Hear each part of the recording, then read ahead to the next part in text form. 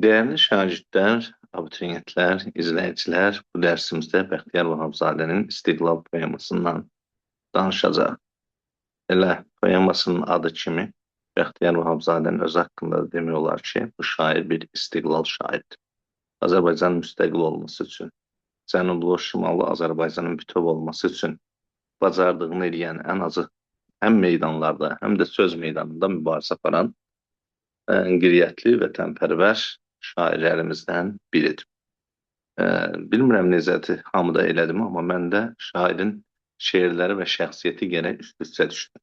Şəxsiyyətinə hörmət eləmədiyim şairə, yazıçıya hörmət eləyə bilmirəm. Yəni onun həyatı, gözümüzün önündəki həyatı deyək ki, şərəfli deyilsə, necə deyərlər, hörmətə layiq deyilsə, mentalımıza uyğun kişi obrazı deyilsə, neysə mən də o şairə də yazıçıya da hörmət eləyə bilmirəm, amma Bəxtiyar Vahabzadə sözü, əməli üst-üstə düşən, ləyaqət nümunəsi olan bir şair kimi xatirimdə qalıb, yaddaşımda qalıb. Ona görə oxuduğum əsərlərini oxuyanda da çox hörmətlə oxuyuram.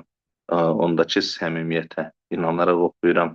Yazdığı əsərləri qəlbindən gələn, doğan bir əsərlər kimi hörmətlə oxuyuram və çatdırmağa da çalışıram. İstiqlal poeması Azərbaycanın bütövlüyünə nə inam hissi ilə yazılmış və Şimali Azərbaycan müstəqil olandan sonra bir dərdinin qaldığı, Cənubi Azərbaycanla müstəqil olub birləşməsi arzusunu dilə gətirdiyi, inandığı, daha doğrusu ideala inandığı və ifadə elədiyi bir əsərdir. İstiqlal poemasını Gülüstan poemasının davamı hesab edirlər. Siz bilirsiniz ki, Sovet hökumətinin ən məşhur möhkəm vaxtlarında Bəxtiyar Vahabzadə Gülüstan poeması ilə Azərbaycanın şimala cənuba bölünməsinə öz etirazını bildirmiş və özdə belə deyək, kifayət qədər bu gənc olan sərt dildən etirazını bildirmiş. Rusların bizə baran, Farsların bizə xər, yəni eşşək, birinin qoyun, birinin eşşək dediyini dilə gətirmiş və hər iki imperialist siyasətə öz etirazını ifadə eləmişdir. Düzdür, onun həyatında böyük çətinliklər yaratmışdı Bəxtiyar Vahabzadənin, amma Bəxtiyar Vahabzadə inanıram ki, haqqı olan hörməti, diqqəti haqdan da sonradan dövlətdən də görmüşdü. Mərd kişi olub, mən indi onun həyatından danışmaq istəmirəm, əsərindən danışaq, gözümün qabağında da həyatı və həmişə də təqdirə, hörmətə layiq bir şəxs olaraq da ədəbiyyatımızda, tariximizdə yaşayacaq. İstəyirəm 27 bəndlik bir parçanı veriblər, poema sarladı. Bu parçanı oxumaq, səsləndirmək istəyirəm, yeri gəldiksə də nəysə bir qeyd olsa ifadə eləyəcəyəm. Dünya çalxalandı, sular duruldu, tərsinə dolandı əsrin məhvəri, zaman hökm elədi, vaxt hakim oldu, ayağa qaldırdı qul millətləri. Qullar silahlandı qəzəbdən, kindən, ayıra bildilər dumandan sesi, qovdu ağasını məmləkətindən kölə Afrikanın, kölə zəncisi. Göyə dirək oldu amanım, ahım, halalca haqqımız bizdən yan qaçar, zəncinin bəxtini açan Allahım, bəs mənim bəxtimi nə zaman açar? Yaman uzun çəkdi hökmü bu qəsdin, ayrılıb ikiyə döndü bir vətən, Gülüstan adlanan bu ifritənin kağızı qələmi nədənmiş görən? O kağız, o yazı yumdu gözləri, yanan ürəklərdə od külə döndü, bizim aramızda o gündən bəri Gülüstan tikanlı məftilə döndü. Bir vahid millətə iki hakimin dili doğmalaşdı, bulapaq oldu, doğma anamızın şəkərdən şirin bizə öyrətdiyi dil yasaq oldu. Özündən, sözündən qaçaq dilimiz, İslanı büşüdü, qarda, çiçəkdə, yüksək məqamlarda yasaq dilimiz qovuldu, yaşadı, kətdə, kəsəkdə. İnsan olmaq üçün uşaq dil açar. Yasaqlar önündə biz dilsiz olduq. Dili varsa, xalq da var, şan şöhrət də var. Dil yoxsa, millət yox, heç varlıq da yox. Bu hissəyə qədər Azərbaycanın həm şimallı, həm cənublu Azərbaycanın müstəmləkə olduğu, azad olmadığı bir məqamın təsvirini verir. Afrika ölkələri belə hətta 2-ci Dünya müharibəsindən sonra öz azadlıqlarını əldə eləmiş olduğu halda biz Şimallı Azərbaycanda, o cümlədən Cənubi Azərbaycanda azad ola bilmirdik. Və ən biabırçı vəziyyət o idi ki, bizə öz dilimiz yasaq olunmuşdu. Ümumiyyətlə, bəlli bir şeydir ki, millətin varlığını müəyyən edən ən əsas faktor dildir. Ona görə də Cənubi Azərbaycanda da türk dilini o xalqa Azərbaycanlılar unutmaq istəyirlər. O cümlədən Şimali Azərbaycanda da Rus hakim qüvvələri öz dilimizi bizə unutturmaq istəyirdi. Hələ də Azərbaycanda qəribədir ki, o siyasətin nə bilim ünsürləri, ab-havası hələ də durur. Yəni hələ də Azərbaycan beynimizi o qədər manqurtlaşdırıblar ki, bir çox Azərbaycan ailələri var ki, övladlarına rus dilində təhsil verməyə çalışır və çox təəssüf ki, özə bu rus dilində təhsilin də heç bir xeyri olmur. Çünki məktəblərimizdə rus dilində tədris verəcək müəllim kontingenti, potensialı çox zəifdir. Amma bu uşaqlar həm əl aşından olur, həm vəl aşından olur. Yəni bir dildə mükəmməl bilmək bacarıqlarında itirirlər. Nəticədə ümumiyyətlə rus dilini öyrənmiş uşaqlar Azərbaycanlılıqdan qopurlar. Yəni bizim xalqdan qopurlar. Dil daşıyıcı olmayan şəxsin, yəni ana dilini daşımayan şəxsin mən Azərbaycanlıyam deməsi, mən Azərbaycan türkəm deməsi absurd bir şeydir. Çünki onun təfəkkürü, düşüncəsi, Azərbaycanlı təfəkkürü, düşüncəsi olmur. Bəli, bundan sonra deyir ki, quzeydə, yəni şimalda ayağa qalxdı məmləkət. Bir təpə bir dağla üz-üzə gəldi. Yəni burada təpəni metafordur, Azərbaycan nəzərdə tutur, dağı Rusiya. Millətin qəlbində boyatan nifrət köksün həmləsi ilə o dağı dəldi. Yaman acıq gəldi bu nifrət ona. Tankların altında əzdi milləti, sığdıra bilmədi dağ qüruruna təpə önündəki məğlubiyyəti.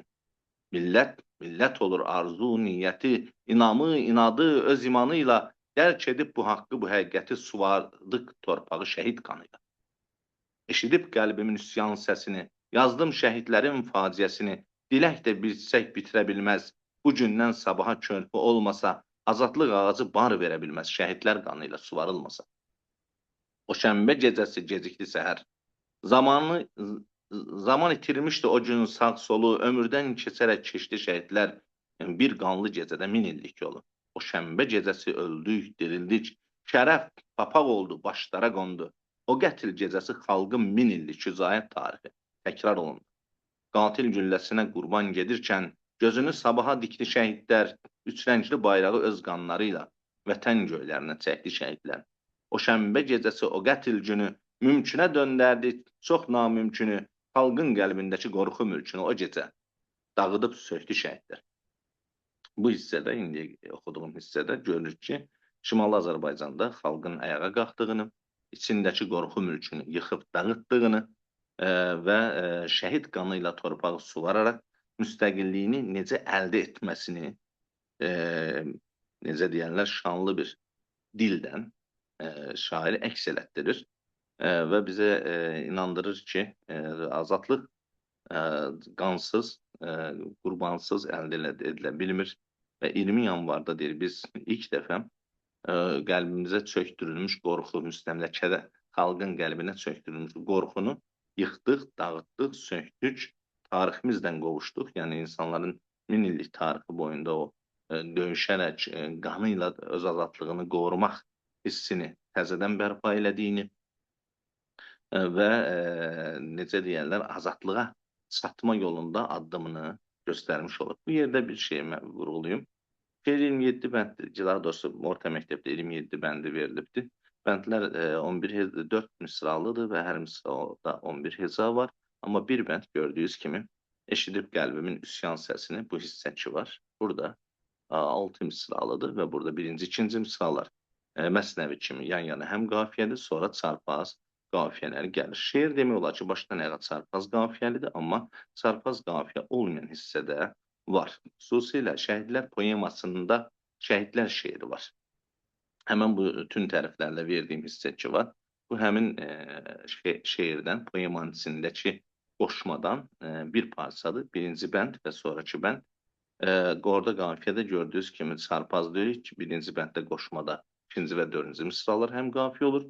Sonraki bəndlərdə isə ilk 3 misra həm qafiyə olur, dördüncü misra isə yuxarı bəndin ikinci və dördüncü misrası ilə həm qafiyə olur. Dediyim kimi, adətən çarpaz qafiyəlidir, amma çarpaz qafiyə olmayan birinci, üçüncü misranın, yəni qoşmadakı kimi başqa bir bənddə də bu cür qafiyə quruluşuna rast gəlir ki, 2 və 4 həm qafiyədir, 1 və 3 sərbəst. Sonra deyir, quzeydə yerini göstərdik yada. Zorun təməlini haqq deşə bildi. Gördük bizdən başqa bu gen dünyada bütün ayrılanlar birləşə bildi. Bir ikən ikiyik. Bu halımızla bir-birimizə həsrət qalmışıq. Biz hələ bu gün də xəyalımızla həsrətin üstündən körpü salmışıq. Daş körpü vəhdətim, daş xudafərim, gərəksiz daşların qalağı oldu. Üstündən bir kimsə keçə bilmədi. Bölünən bir xalqın göz dağı oldu. 2 əsrdir o daş körpünün, bu tayında mənəm, o tayında sən, sökülüb dağılır daşlar günbəgün. Sərhəd dirəkləri xəbərsiz oldu bizim qəlbimizdən keçən körpüdən. Qəsbkar qəsdini əbədi sanmış, 2 başda duran dağlara bir bax, çoxu dağılsa da dimdik dayanmış birinci tağ ilə axırıncı tağ. Bu bənd üçün xüsusi bir qeyd eləmək istəyirəm. Xudafərin körpüsünün üstündə, Arazın üstündəki Xudafərin körpüsünün belə tağları var. Biz bilirik ki, körpü belə bu şəkildə olur. Bu hissədə deməli hörlüdür. Yəni buraları belə hörgülüdür. Və bu Xudafərin körpüsündə bu orta dağılıbdır. Orta yoxdur. Yəni bu hissə yoxdur. Neçə dəqiqə? Bu hissə yoxdur. Daha biraz çəkdim. Demək, ikinci tağ var. Bir başdakı tağ var. Bir də sondakı tağ var. Şair bununla demək istəyir ki, qəsbkar qəsdini əbədi sanmış 2 başda duran tağlara bir bax. Yəni çayın qırağındakı 2 tağ durur. Bir çoxu dağılsa da dimdik dayanmış birinci tağ ilə axırıncı tağ. Yəni istədim ki, bunu qeyd eləmiş olum. Bu tağ dedikdə körpünün sağı solundakı 2 dənə tağ nəzərdə tutulur. Çayın sahilindəki. Deyir, o tağın biri mən, o biri sənsən. Onlar əsrlərlə dözüb sellərə, selin zərbəsinə tağlar dözübsə, nə gəlib arzusu bir könüllərə? Yəni, arzusu bir könüllər ki var ki, yəni biz bir yerdə ola bilərik, onun deyir, qarşısını heç nə ala bilməz. Körpü dayana bilirsə, biz də dayanar. Bugün qismətimiz qəm-kədərdirsə, dünənki birliyim heç unudulmaz. Yəni, 200 il bundan qabaqki bütövlüyümüz heç unudulmaz. Çayın altındakı torpaq birdirsə, o tay bu taydan ayırmaq olmaz. Köksünə dağ üstdən dağ çəkilən xalq, bir gün dağ çəkəcək dağın köksünə, məhdil çəpərləri qıra bilən xalq, bir il gec, bir il tez qıracaq yenə. O məhdil çəpərlərdə, bilirsiniz də, biz dekabrın 31-ni Dünya Azərbaycanlıların həmrəylik günü kimi qeyd edirik. Onda Naxçıvanda o taylı, bu taylı sərhəd məhdillərini qırıb xalq qucaqlaşmışdı. Torpağı yoğururuq, vaxt özü qanla. Vaxt gəldi bizcə söz, min dünya açar. Artıq anlamışıq, ahla, amanla, nə məftil əriyər, nə sərhəd uçar. Zülm öz-özünə kəsilir qənim. Baxın, öz yönünü dəyişən çarxa. Suyun gəlməsinə şübhəm yox mənim. Bir vaxt şırıl-şırıl su gələn arxa. Salaq yadımıza bu gün cahanın rəngləri dəyişən 5 qitəsini biz də görəcək Azərbaycanın güneyli, quzeyli xəritəsini. Şair inanır ki, bir gün biz Cənubi Azərbaycanla birləşəcəyik. Mən bilən, bu dəqiqə bu çox yüksək səslərdən, yüksək tribunalardan səslənməsə də, Azərbaycan xalqının qarşısında ən böyük ideal məqsəd bütövləşmək, birləşməkdir. Şükür Allaha Qarabağ azad elədik. Şimali Azərbaycan sərhədləri daxilində bütövləşdi. İndi bizim bircə dənə dərdimiz qalıb ki, Cənubi Azərbaycanla da birləşək. İnanıram ki, Cənubi Azərbaycanla birləşmək bizim xalqı daha da bütövləşdirəcək komplekslərdən, o kiçiklik kompleksindən xalq qurtulmuş olacaq. Həm iqtisadi gücümüz böyük olacaq, həm rifah halımız gözəlləşəcək. Biz Cənubi Azərbaycanla inşallah birləşək. Poema ilə bağlı daha nə qeyd edək? İstiqlal poeması 59-cu ildə çap olunmuş Gürcistan poemasının davamı kimi 1999-cu ildə yazılmışdır. Quzeydə, şimalda Azərbaycanın müstəqilliyi, qan bahasının əldə edilməsi əks etdirilmişdir. Sonra bu zaman şəhidlər poemasından da 2 bənd şeir ora əlavə edilmişdir 20 yanvar hadisəsi ilə bağlı. Sonra Azərbaycan Rusiyadan azad olunmasından sonra İranın işğalı altında qalmış Cənubi Azərbaycanın da müstəqillik əldə edəcəyinə, bütöv Azərbaycanın yaranacağına inam hissi ilə əsər bitir. Diqqətinizə görə təşəkkür edirəm. Əgər sizə bir faydan toxundusa, mənim üçün nə mutlu.